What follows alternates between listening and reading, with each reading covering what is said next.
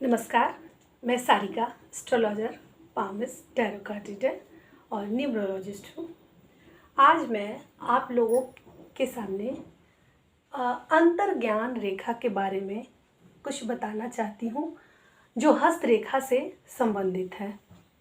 वैसे तो हमारे हाथों में कई तरह की रेखाएं होती हैं और उनका अलग अलग महत्व है, लेकिन जो अंतर्ज्ञान की रेखा होती है वो कैसे हम जानेंगे कि हमारे हाथ में अंतर्ज्ञान रेखा है और ये किस प्रकार कार्य करती है।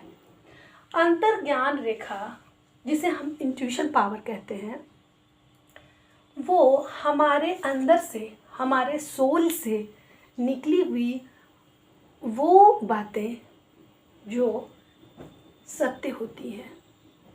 कैसे जानेंगे हम कि अंतर्ज्ञान रेखाएं हमारे हाथों में है? तो आइए इसके लिए सबसे पहले हम देखते हैं। ये एक हाथ का चित्र हमने बनाया है। जैसा कि आप सभी जानते हैं कि हमारे हाथ में यहाँ गुरु पर्वत, यहाँ शनि, यहाँ सूर्य और यहाँ बुध पर्वत होते हैं। यहाँ का सारा क्षेत्र शुक्र, यहाँ चंद्र का क्षेत्र, यहाँ नीच का मंगल और यहाँ उच्च का मंगल होता है। ये हमारा हृदय रेखा, ये मस्तिष्क रेखा, और उसके बाद हम आगे चलते हैं। ये हमारा जो बुध क्षेत्र जो हुआ, यहाँ से प्रारंभ होकर जो रेखाएं, मस्तिष्क रेखा जो यहाँ पर है हमारा, ये रेखा, इससे अगर जुड़ जाए तो व्यक्ति में इंट्यूशन पावर आ जाती है। कभी कभी कुछ हाथों में हम देखते हैं कि इस तरह की छोटी छोटी सीधी सीधी लंबी सी रेखाएं ढेर सा हो जाती हैं, कभी 2, कभी 3, कभी 4 इस संख्या में होती हैं। तो इस तरह की रेखाओं से भी हम जानते हैं कि उस व्यक्ति का इंट्यूशन पावर अच्छा है। इसके बाद फिर हम क्या करते हैं, और दूसरा, इस तरह की जो रेखाएं होती हैं उसमें ईश्वर के प्रति काफ़ी रुचि होती है। इस तरह के व्यक्ति का हृदय साफ और कोमल होता है। ऐसे व्यक्ति बहुत समझदार होते हैं। तो जिनका ये बुध क्षेत्र पे ये छोटी छोटी लंबी लंबी सीधी रेखाएं होती हैं, तो उनमें ऐसे गुण पाए जाते हैं और उनका इंट्यूशन पावर, अंतर्ज्ञान रेखाएं काफ़ी स्ट्रॉन्ग होती हैं। इसके बाद हम आते हैं अंतर्ज्ञान रेखाओं के बारे में।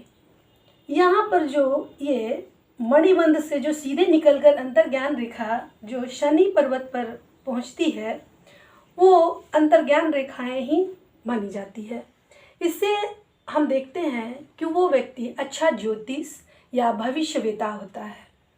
इसका रुझान अध्यात्म का भी की तरफ भी होता है। तो इससे हम 2 चीज़ों को जान गए। एक तो ये अच्छा ज्योतिष होता है, भविष्यवेता होता है, और इसका अध्यात्म में काफ़ी रुचि होता है। अध्यात्म का मतलब हमारे देवी देवताओं के बारे में अधिक से अधिक ग्रंथों का अध्ययन करना, उनका पालन करना इत्यादि। इसके बाद हम देखते हैं कि अपने हाथों में हम कैसे जानेंगे कि कुछ और भी रेखाएं होती हैं जो बताती हैं कि हमारे पास इंट्यूशन पावर काफ़ी स्ट्रॉन्ग है।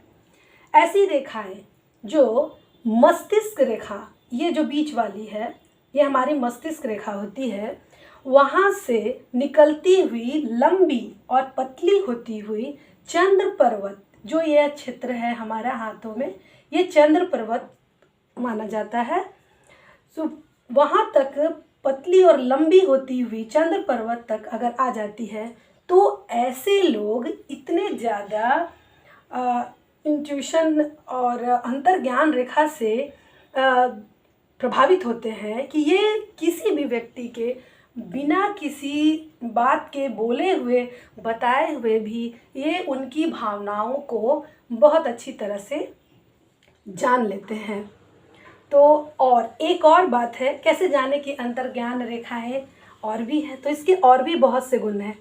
जैसे गुरु पर्वत का ये जो हमारा मध्यमा जो ये उंगली है, उसके नीचे ये जो गुरु पर्वत का जो यहाँ का जो क्षेत्र है, ये इसका उन्नत होना, मतलब विकसित होना, और यहाँ 2-3 आड़ी रेखाएं इस तरह से लंबी लंबी 2 या 3 रेखाओं का होना भी कहीं न कहीं अंतर्ज्ञान रेखा या अध्यात्म रेखा को दर्शाता है। इसके अलावे बुध पर्वत का भी उन्नत होना तथा बुध पर्वत पर सीधी रेखाओं का भी होना अंतर्ज्ञान रेखाओं को बताता है। इसके अलावे एक बहुत ही महत्वपूर्ण चीज़ है जो अक्सर हाथों में देखा जाता है, ये मस्तिष्क रेखा जो ये बीच वाली है, और ये हृदय रेखा जो उसके बगल में सबसे ऊपर में जो होती है हमारी रेखा हाथों में, इसके बीच में एक क्रॉस का निशान आपने अक्सर देखा होगा बहुत लोगों के हाथों में। किसी किसी के हाथों में एक क्रॉस रेखा होती है, किसी की 2 रेखाएं होती हैं, इसी तरह किसी का 3 या 4 भी हो सकती हैं। तो ऐसा क्रॉस का इन दोनों के बीच में, मस्तिष्क रेखा और हृदय रेखा के बीच में अगर क्रॉस का चिन्ह बन जाए तो वैसे लोगों का भी इंट्यूशन पावर या अंतर्ज्ञान रेखाएं काफ़ी स्ट्रॉन्ग होती हैं। वो यहाँ तक की स्ट्रॉन्ग होती हैं कि वो पास्ट लाइफ की चीज़ों को भी अच्छी तरह से समझ पाते हैं, और ईश्वर में काफ़ी श्रद्धा और विश्वास होता है उनका। तो मेरा कहने का मतलब है कि कुछ ऐसी रेखाएं होती हैं जो हमें बताती हैं, और स्वयं भी आप देख सकते हैं।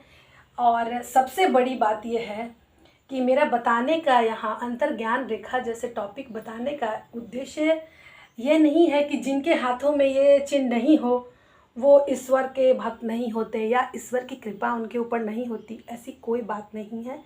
ईश्वर तो हमारे शरीर में है, हमारी आत्मा में है, हमारे आसपास है, तो ईश्वर को ढूंढने की कोई ज़रूरत नहीं है। बस इंसान को क्या चाहिए कि वो सच्चे मन से और सच्ची श्रद्धा से भक्ति करे, उन पर विश्वास रखे। सबसे बड़ी चीज़ है ईश्वर पर विश्वास होना।